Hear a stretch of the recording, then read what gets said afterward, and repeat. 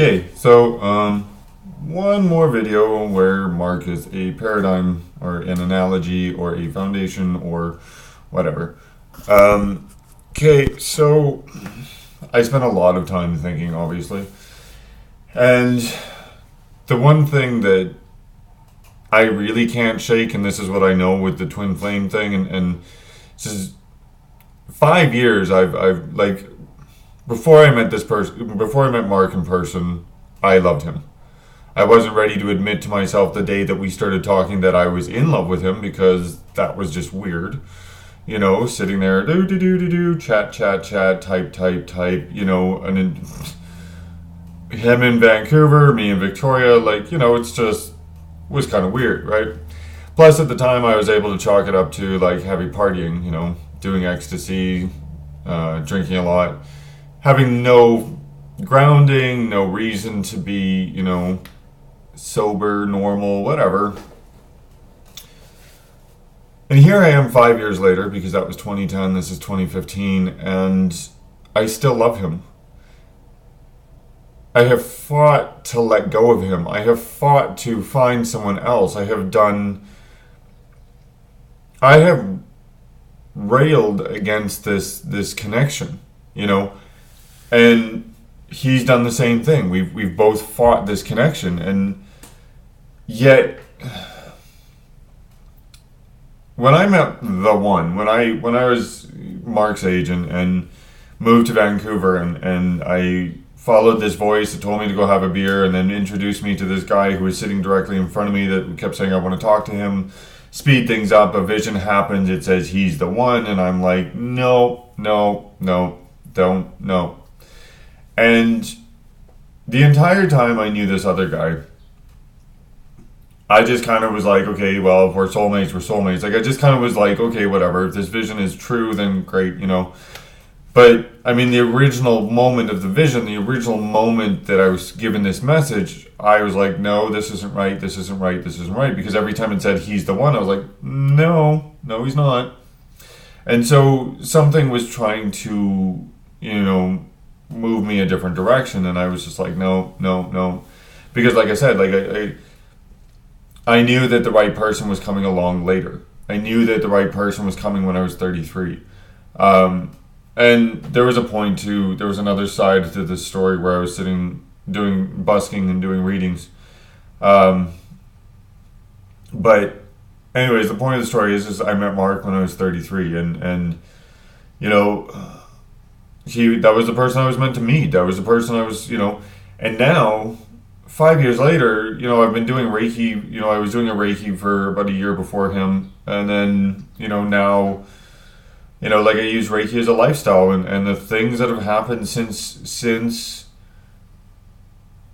then have been about love. It's like what Rumi says is, you know, we're not supposed to find love, we're supposed to remove all the obstacles to love.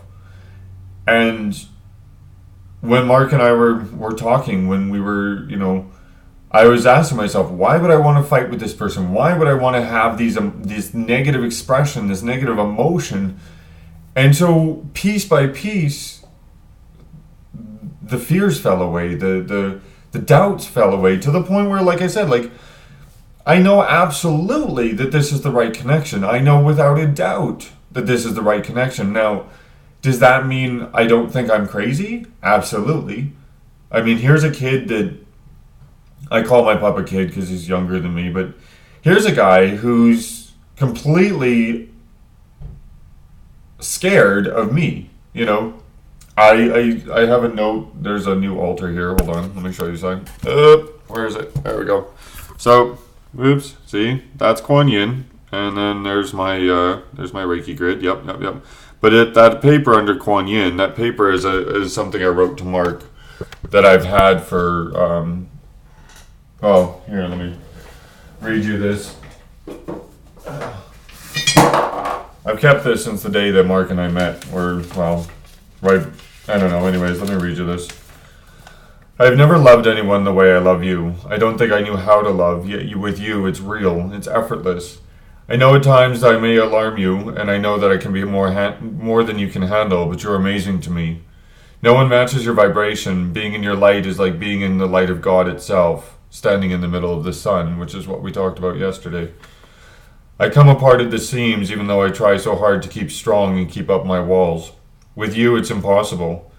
I melt and I become this gooey pile of emotions stripped of ego, laying waste my fears and anxiety. I am with you. My heart goes bazinga, and I am beside myself, feeling the flow of energy between us. It may be hard to accept what I give due to the overwhelming feeling created when you are near.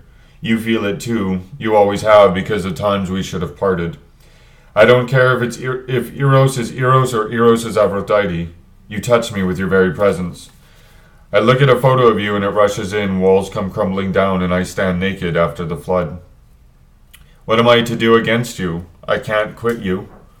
I don't want things to change, maybe for you to feel as I do, to see what it's all about. All I truly desire is you as you are, flaws, warts, and all. Good mood, bad mood, heavy or gentle day. You are my twin flame, and in you I am a fire. Don't ever change, only enable us to grow more as one. I love you for who you are and would want you no other way. Straight, gay sexuality is not in play. Labels only deter the truth. You make my soul sing, you make my blood rush. Whatever our connection is, I need no other high. To know you, feel you, be beside you, taking it all in. That is all I need till fate intercedes, and we can be further down the spiral, exploring our bond more deeply. Thank you for making this a mystical and magical year. March, it will be a year now too. All I know is I love you and I thank you, Hazel, color of the heart. Much love, much heart. The last 6 months have taught me something I didn't fully understand before. My love for you is unlike anything I've ever known or explored, or experienced rather, unbreakable. I told you our first run was to fulfill our subconscious beliefs that love fails. This time we can prove to each other love is real, that it works by being unafraid of each other and opening ourselves emotionally and fearlessly. Are we perfect? No. Will we make mistakes? Probably. But is it worth it? Definitely. Takes two to make this work, and I guarantee I won't leave or threaten to leave unless you want me to. I've thought long and hard over the last 6 months trying to make sense of all of this. You think it's crazy for you? You have no idea how insane all of this is to me. The randomness of how we met, meeting you, the feelings, the recognition of your soul, the spirit guides coming through. What I've concluded is our friendship answers to one word, one emotion, and that is love. Maybe I don't matter to you, you said so 6 months ago, but you mean everything to me, and where we go is from here is your choice. Sincerely, Jay. I didn't actually plan on reading that, but that's it. That's my poem. That's my letter to Mark at one point when we were fighting with each other. And it still holds true. And what holds true even more is I really don't know, like this emotional connection, getting rid of all of getting rid of all of the layers of bullshit, all of my baggage, all of my pain, all of my, issues. And that letter is still as true today as it was when I wrote it. Because that connection that we have, this is what I want you guys to talk to me about, because this is what I need to know from you guys. Like, I'm not going to go on Facebook pages because, frankly, if you're listening to me, you and I already think alike. So I'd rather talk to the people that I can relate to, who can relate to me, and work from there, than go on a Facebook page and try and listen to like 100 bunch of people that, God forgive me, but that I think are a little bit lost in the fade. But this connection to Mark, this love that I have, it doesn't fade. It solidifies. That's where I'm at right now. It's solid. This is the real connection. This is what I've searched my whole life for. This is what I fucked thousands of guys for. To find that one person that made that connection real, that made that connection, that made me know I wasn't crazy to ever doubt that connection. And that person is Mark. That person is my twin flame. And even though I'm assimilating all this information and accepting it, it's overwhelming. It's holy shit. Like, that's the right person. That's, and no, that wasn't a tear. It was just itchy. I just ain't that gay. You know what I'm saying? I just ain't that gay. Two videos ago I was. So I want to talk to you guys about this. I want your responses. I want to know who out there has this, who out there is doing the work and clearing out the subconscious and clearing out the shadow, and who out there is, you know, what the fuck are your stories? What are you experiencing? What are you going through? And is any of this helping? I mean, a couple of you say it does from time to time, and I get that. I thank you for that. But like, let's talk about this, guys, because it's crazy.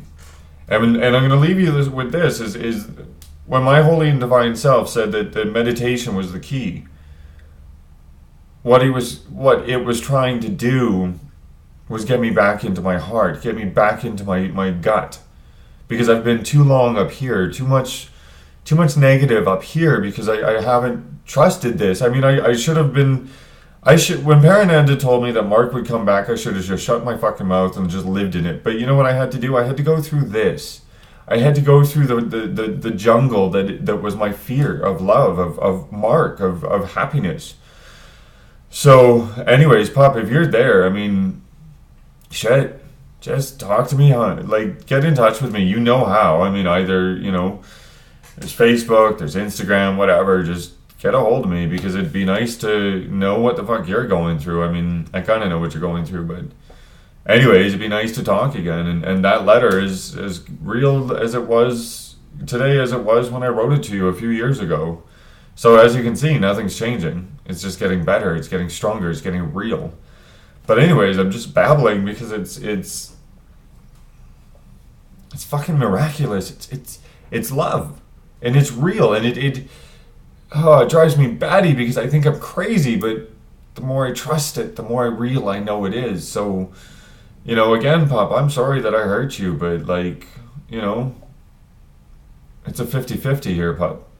So, anyways, I'm gonna be quiet now, I think, for a while, a few days maybe. Maybe I'll give you guys a break. Bye!